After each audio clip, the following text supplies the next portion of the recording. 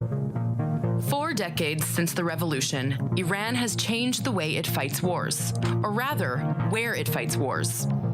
The Syrian battlefield has become a proxy war between Iran and Israel, with Iran supporting the Syrian regime and inching closer and closer to the Golan Heights border. Amid their latest airstrike offensive in January, the Israeli military took their offensive to another domain. They dropped other bombs as well from their official Twitter account.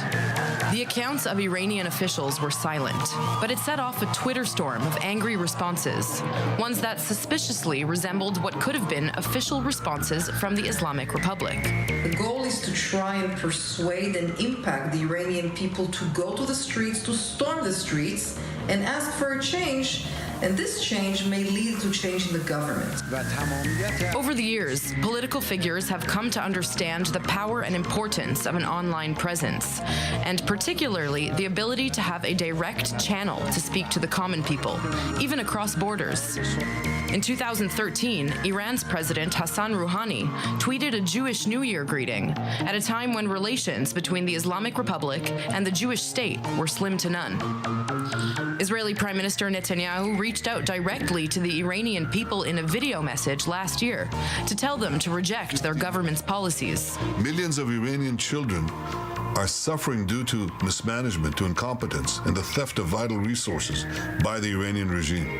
Without connecting it to Netanyahu's provocation directly, mass protests then broke out in Iran. Social media is a very important tool in reaching out to vast audiences worldwide, especially those audiences who don't live in democratic environments. I think it's a critical and very important tool to send out messages that can reach huge amounts of people.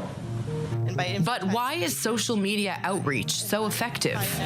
Sheer numbers. Just to give you some scale of, we have 2.2 billion people on the platform today. In the Middle East, we're roughly around 170 million people. There's 800 million people on Instagram, 1.2 billion on WhatsApp, another 1.2 billion on Messenger. The Arab Spring of 2011 completely transformed how battles are fought in the Middle East. It was the first time social media was used to spread mass political ideologies and led to real change.